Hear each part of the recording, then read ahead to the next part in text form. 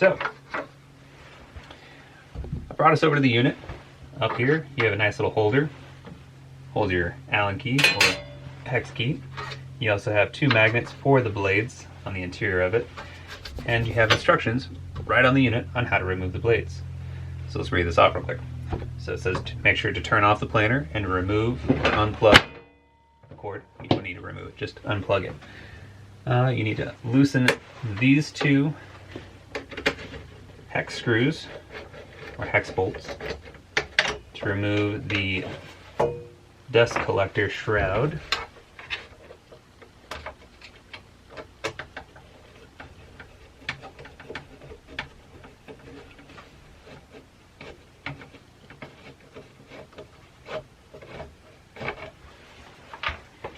So that's 2 bolts. A little dusty in there. You have 2 additional bolts that is on the blade guard here.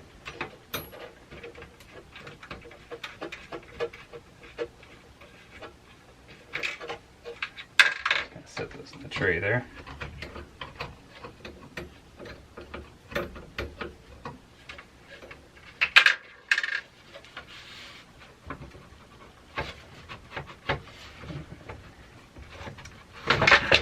And that just slides out, exposing the top of the blade. And let me take this, read that back off. So here is your actual blade. And let's see. Wearing gloves, rotate the cutter towards you until it locks into place. So it is already locked into place. I kind of rotated it underneath before the video started. So once it locks into place, you have 6 more bolts to take off per blade. 2 blades for the whole unit, and I'm going to double check to see if these are double-sided. If they're not, I've got blades to replace it. If they are, I don't need to replace them, which is nice. Let's see. Wearing gloves, remove 6 hex screws on the jib. Lift jib off with magnets. So you can remove these using these 2 magnets here.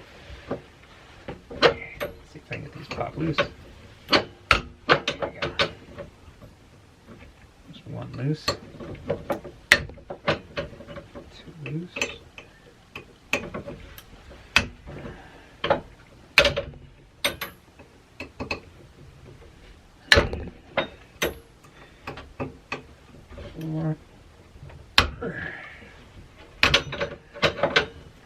Five loose. Like that 6. There it goes. On there tight. Alright. So use this handy dandy little tray here to hold all the screws, which is nice. Kind of built in a bit. And each of these bolts are different. The 2 external dust cover bolts are actually shorter than the ones that go into the jib. So if you end up putting them all in the same tray like I am, don't feel super afraid that you're going to get mixed up. Just look at the length if you're in doubt. Make sure to put the 2 short ones on the exterior and then remaining 6 on the interior.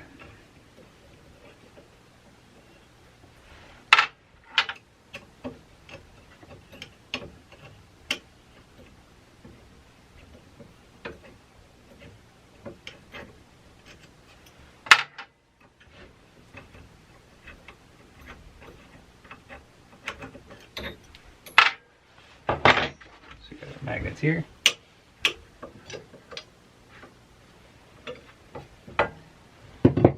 So there's the jib.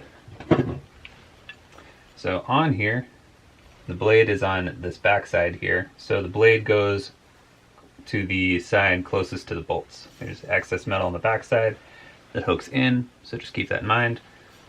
Plus the curve of it, you want the rounding side outward and this side inward. So I'm gonna give you an idea there. Inward, outward. And then you want to make sure that this side that's curved, nice and flat, goes in line with the blade.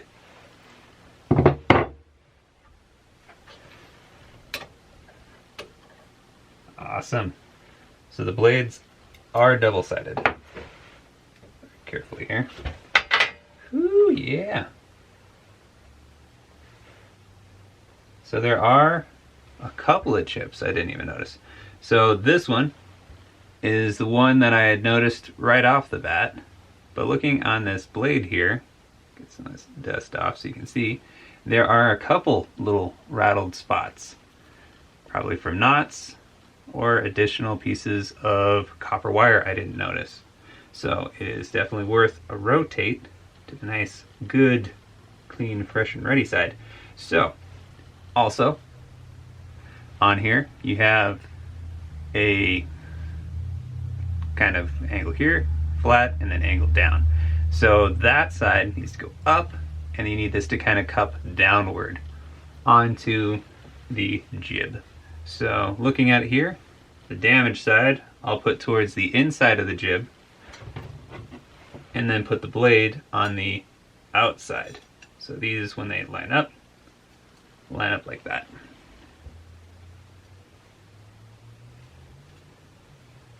And there is a little knob right here in the middle that rests inside of that little hole. So to replace this,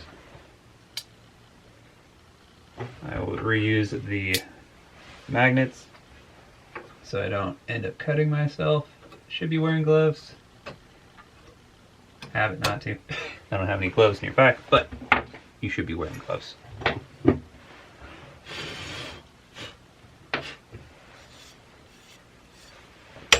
Alright, so there is these little insets here that go over top of the blade, and they'll line up and lock in place. Again,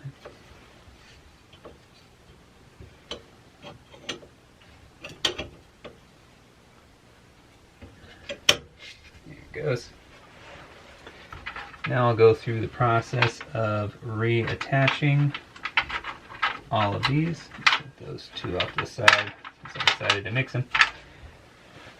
Alright, so my chosen approach to this would be to hit the two ends, dead center, and then move out. So that way I know it's not shifting on me. So let's lightly put all these in.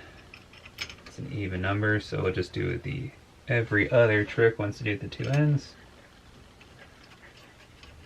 And I'm just getting them in there loose so they're all keeping in line, so that way I'm not going through tightening one at a time and throwing it off alignment, even though there are little pins holding it in place.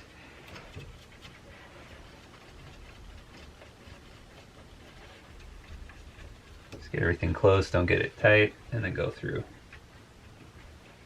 Says to just replace them. I'm going a little overboard with doing kind of a traditional bolt down pattern, but I want to make sure it stays in alignment, even though it's designed to stay in alignment nicely. Alright, so I'll hit that end, get it snug, this end, get it snug, go one at the center, jump over, hit the other, go back to the other side, hit that one, and then finish with that screw. Now, to make sure it's good and snug, I'll just go down the line, making sure they are all at least good and snug.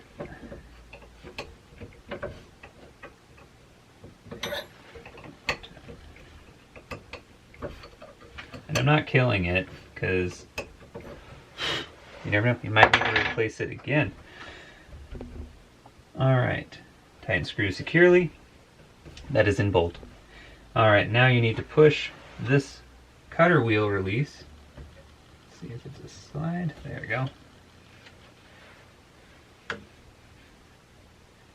Very gently turn it until it locks again, and repeat those steps.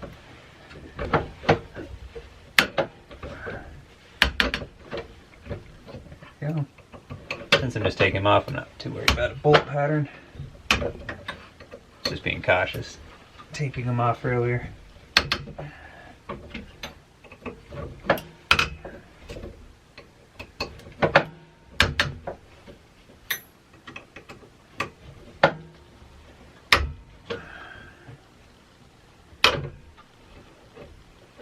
There we are.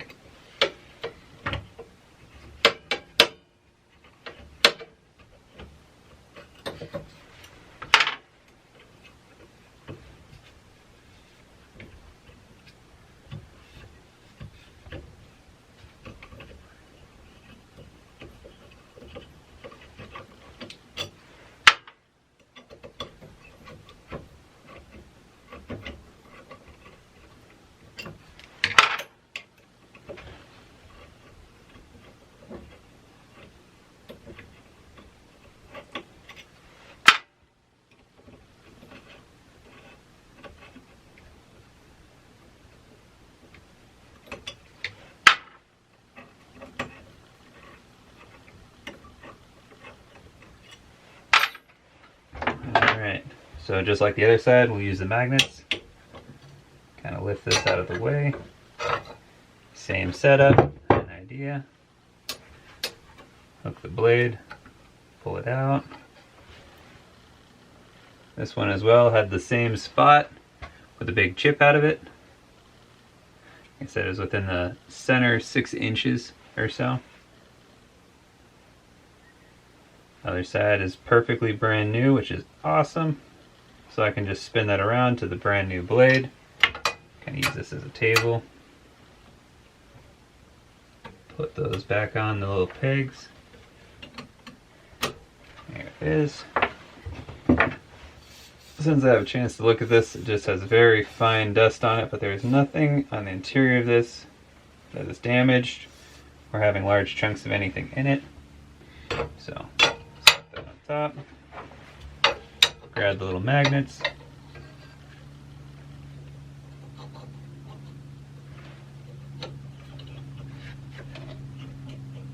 Move it around until it slides in place. Is. Both sides are good and secure. I can replace those magnets now and go down the line. Same as we did on the last side.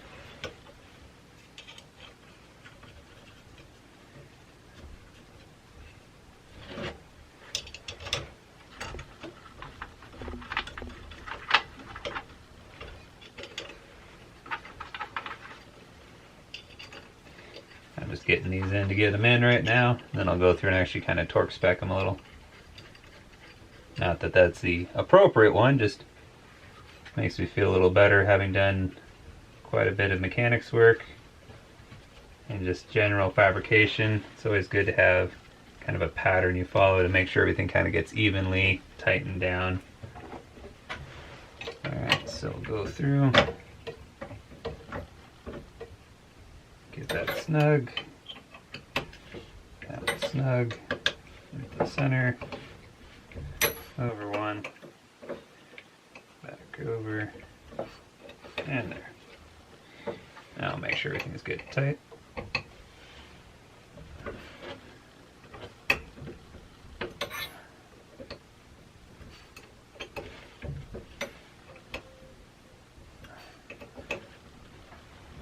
There we are. You can use this again here in a second. We'll go through, check for any debris. Everything's good, nothing's damaged. My guess is we'll let that kind of roll. So this guard has a little foot on it, right over here, that once this is tight, we'll press this switch in. So that way the blade can freely spin. Since I'm here as well, I'll check this little feed ramp. Little vent on top and bottom. Everything looks good. I'm not seeing any issues or problems, which is good. So I will slide this back in place, pushing forward and then down. There's these little notches or teeth that this sits in place of. So I'll check for those. And doing what I did in reverse, you have a washer per side and then one of these little bolts, all using the same hex and or little Allen key here. Might need to move the tray around a little bit till it finds the teeth of the bolt.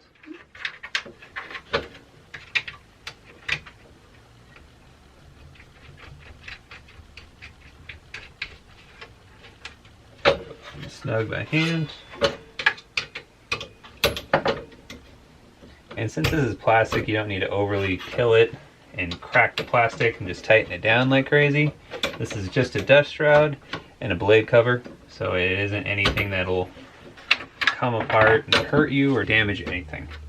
So the final part was attaching these two bolts for the dust shroud. My camera turned off there on me. So all I did was I tightened on these two bolts to hold the dust shroud back on, or dust collector tube.